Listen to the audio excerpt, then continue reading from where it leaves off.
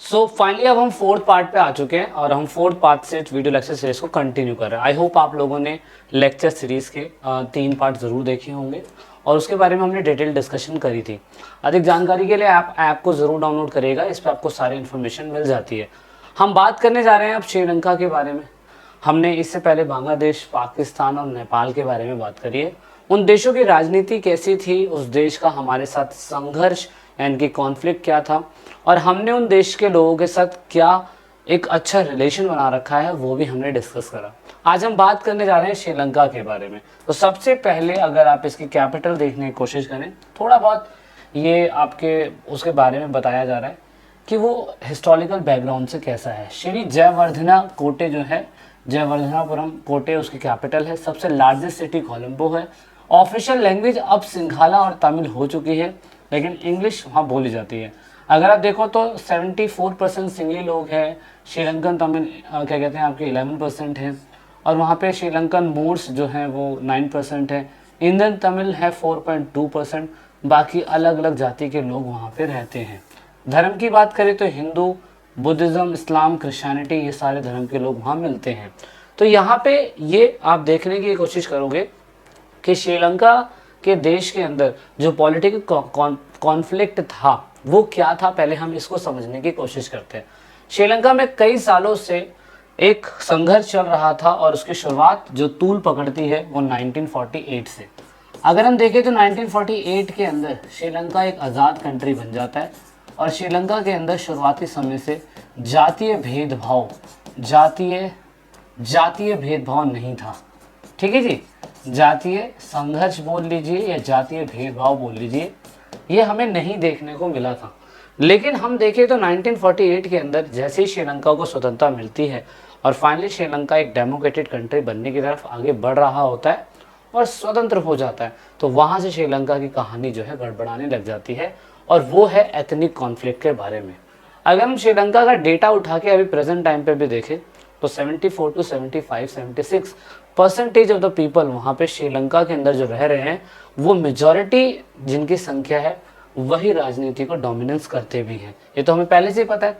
तो अगर हम एथनिक ग्रुप के हिसाब से देखें तो 74%, 2023 का डाटा हमें बताता है कि 74% सिंघाला लोग हैं। और ऐसे में 74% सिंघाला लोग हैं तो Sinhala people were hostile to Tamil, migrate from India and they believe that Sri Lanka belong to the Sinhalese people.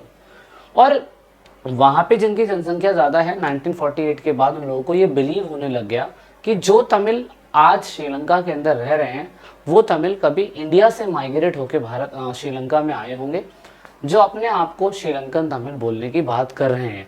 तो इट मीन्स दैट यहाँ पे दो जातीय समूह जिसका नाम है आपका सिंघालीज लोग, कोई से सिख समझ रहा था पर सिंघालीज है, और उसके बाद तमिल लोग।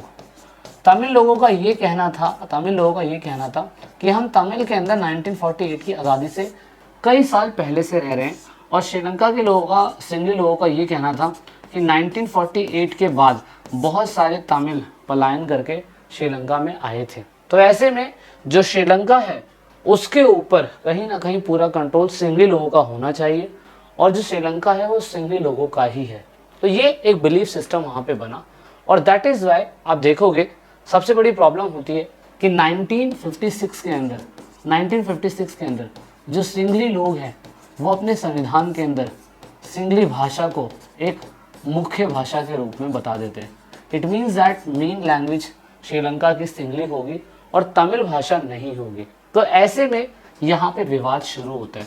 विवाद किस चीज़ का था दोस्तों? विवाद था जहाँ पर अगर हम तमिल लोगों की बात करें तो तमिल लोग संख्या में कम है, 4.9% मान लेते हैं, और जो सिंघाली लोग वो 74% है।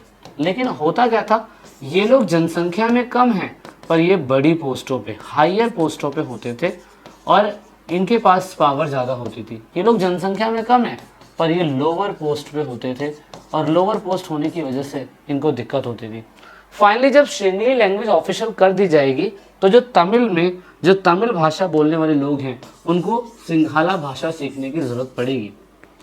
और सिंघाला भाषा ये सीखेंगे, अगर सिंघली भाषा ये सीखेंगे तो इनके लिए बहुत बड़ी दिक्कत की बात है। किसी भी स्टेट या कंट्री में चले जाओ, अगर सरकारी नौकरी में बड़ी पोस्टों पर रहना है तो वहाँ की लोकल लैंग्वेज आनी ज़रूरी है। तो यहाँ तो कंट्री की बात हो रही है। तो ऐसे में तमिल लोगों को यही डर सता रहा था कि अगर सिंघी लोगों ने 1956 के अंदर सिंघली भाषा को ऑफिशियल कर दिया तो बड़ी पोस्टों में तमिल लोगों को रहने के लिए सिंघली भाषा सीखनी पड़ेगी, जो उनके लिए ना के बराबर है। और वहीं तमिल लोग ये भी कहने लग गए थे कि ये श्रीलंका सिर्फ सिंघली का कैसे हो गया, कब से हो गया, हम यहाँ पे भी तो कई हज़ारों सालों से रह रहे हैं। तो भाई ऐसे में अगर उनकी जनसंख्या ज़्यादा है तो इसका मतलब ये नहीं कि देश उनका है, यानी कि तमिल लोगों की भी अलग डिमांड होनी चालू हो गई। तमिल लोगों ने कहा कि श्रीलंका के अंदर तमिल लोगों के लिए भी अलग देश बनना चाहिए। तो ऐसे में ये मुख्य मांगों की वजह से आप देखोगे लिट्टे कम्युनिटी सामने आई और लिट्टे कम्युनिटी ने 1953 के अंदर इन डिमांड को बढ़ाना चालू करा। तमिल इल्लम, इसे तमिल टाइगर्स भी कहा जाता है, 1976 से लेके 2009 तक ये एक तरीके से कम्युनिटी बनी रही। लिबराइजेशन टाइगर्स ऑफ तमिल इल्लम ये एक ऑर्गेनाइजेशन है जो स्पेशली तमिल लोगों के डिमांड को श्रीलंका में बहुत ज़्यादा पीक देता है, हवा देता है। इन लोगों ने आर्म स्ट्रगल करा। Arm struggle that means that Sri Lanka में सेना संघर्ष इन लोगों ने ही बनाया। पहली बार ह्यूमन सुसाइड बम इन लोगों ने बनाया और इन लोगों ने पूरी तरीके से भारत से मदद लेने की भी कोशिश करी। भारत के अंदर अगर हम देखें तो भारत के अंदर अगर हम छोटा सा डेटा उठाएं तो आपको अच्छे तरीके से पता होगा कि 1971 से लेके 1977 तक इंदिरा गांधी पावर में थी। और इंदिरा गांधी जब पावर में थी तो 1977 से लेके 1980 के अंदर जनता पार्टी की सरकार आती है, जनता पार्टी। लेकिन जनता पार्टी की सरकार के बाद 1980 से लेके लास्ट 84 के कांड तक इंदिरा गांधी ही पावर में रहती है और इंदिरा गांधी देश की पीएम होती है। लेकिन प्रॉब्लम क्या होती है दोस्तों, इंदिरा गांधी जी की डेथ हो जाती है इसी ड्यूरेशन में 84 के कांड में। 84 के कांड में जैसे ही डेथ होती है तो देश में नया पीएम 1985 के अंदर राजीव गांधी को चुना जाता है। राजीव गांधी के सामने ये जो लिट्टे कम्युनिटी की प्रॉब्लम है वो हमें देखने को मिलती है। लिट्टे कम्युनिटी के जो तमिल्स थे, कुछ श्रीलंकन तमिल्स थे अगर आपको पता हो, अभी हमने डेटा पढ़ा, और कुछ इंडियन तमिल थे। इंडियन तमिल श्रीलंका में रह रहे थे लेकिन इंडियन तमिल की डिमांड थी कि देश का पीएम राजीव गांधी वो श्रीलंका में रहने वाले तमिल लोगों की मदद करें।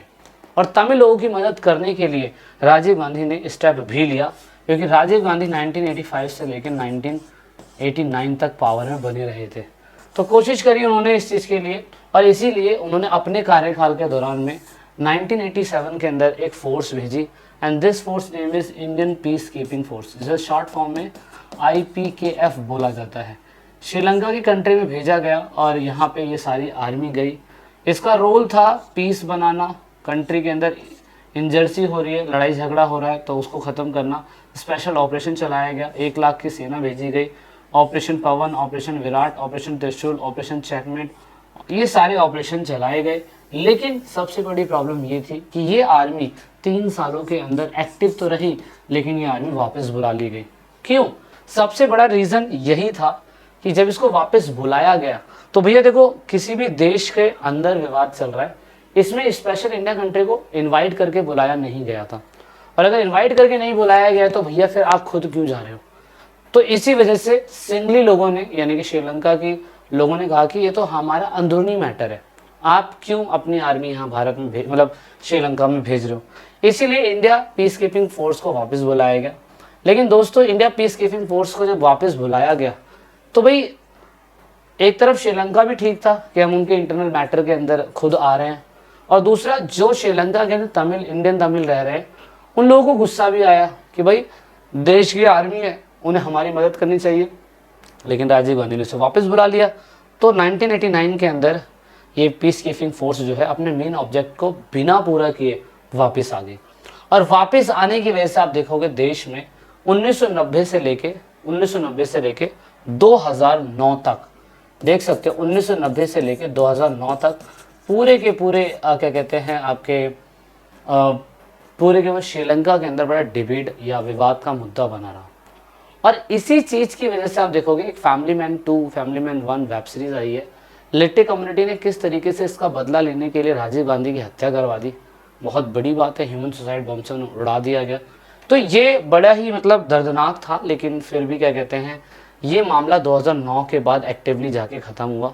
श्रीलंका की गवर्नमेंट जो है विक्ट्री हुई बाद में जाके, और यहाँ पे जो मिलिटेंट थे वो हार गए। श्रीलंका का ये वाला मामला जो है एंटायर कंट्रोल क्या कहते हैं यूएन के अंदर चला गया, और यूएन के अंदर जाने के बाद में फैसला हुआ, और बाद में जब फैसला हुआ तो यही चीज़ हुआ कि तमिल और सिंघाला लैंग्वेज जो है उसे ऑफिशियल रखा जाएगा। तो ये था मेन उनका डोमेस्टिक पॉलिटिक्स, उनके बारे में कि उनकी देश की राजनीति कैसी थी। प्रेजेंट टाइम पे बात करें तो हमारे इनसे रिलेशंस बहुत अच्छे हैं। हमारे भारत देश से ज़्यादा अच्छा इनका इकोनॉमिक ग्रोथ है, क्योंकि छोटी कंट्री है हाल फिलहाल। और अगर ह्यूमन डेवलपमेंट रिपोर्ट के हिसाब से देखें तो आप देख सकते हो यहाँ पर इंडिया आता है 130 नंबर पे, ठीक है, और उसी के साथ साथ यहाँ पे श्रीलंका जो है वो 76वें नंबर पे आता है। ये मैं नहीं बता रहा हूँ, ये ह्यूमन डेवलपमेंट इंडेक्स की रिपोर्ट बता रही है। तो ये बहुत बड़ी बात है कि इनका ह्यूमन डेवलपमेंट रिपोर्ट जो है हमसे ज़्यादा अच्छा है। सक्सेसफुल पॉपुलेशन कंट्रोल इनकी काफ़ी अच्छी रही है। अगर आप देखो तो 1911 के अंदर इनकी ये जनसंख्या थी, और लास्ट 2011 के अंदर ये जनसंख्या इनकी है। तो ये बहुत अच्छा रहा, इन लोगों ने पॉपुलेशन कंट्रोल के ऊपर भी बहुत अच्छा काम करा। एंड देन उसके बाद पहली बार जो हमने इनके साथ मुफ्त व्यापार करा था, मुक्त व्यापार, वो पहली बार हमने इनके साथ किया था अलायंस। ये बहुत अच्छी बात है। इनका per capita gross domestic produce यानी कि जीडीपी बहुत बेटर है बांग्लादेश के लोगों की, मतलब श्रीलंका के देश की बहुत अच्छी है। इनका हमारे साथ रिलेशन और स्ट्रगल क्या है, सबसे बड़ा स्ट्रगल वो तो है ही कि हमारे इंडियन तमिल जो वहाँ पे रह रहे हैं उनको बड़ी दिक्कत हो जाती है कभी कभार, ये डिस्प्यूट तो है। साथ साथ में government of India and Sri Lanka mostly ethnic conflict in the island nation. Island nation में इनके साथ हमारा जो 36 का आंकड़ा बना रहता है, वो स्पेशली जनसंख्या को हमारे लोगों के लिए बहुत ज़्यादा बना रहता है, तो वो एक बहुत बड़ा इशू है। उसके रिलेशंस को ठीक करने के लिए हमने स्टेप लिए हैं। अब ये एक इशू एनसीईआरटी में मेंशन नहीं है। 50,000 civilian were trapped in 7 square kilometre area combat zone in May 2009। ये एक ऐसा प्लेस है जहाँ पे कुछ सिविलियंस जो तमिल के लोगों के सिविलियंस है वो यहाँ पे क्या कहते हैं पकड़े हुए हैं।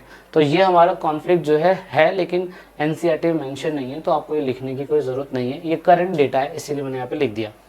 रिलेशंस की बात करें इंडिया और श्रीलंका के बारे में, तो इंडिया क्या करता है, India Indo Sri Lanka free trade agreement के अकॉर्डिंग काम कर रहा है। दूसरा, अगर श्रीलंका एक टापू वाला देश है, उस देश में अगर किसी प्रकार की सुनामी आ जाती है तो यहाँ पर इंडिया जो है उनकी मदद करता है।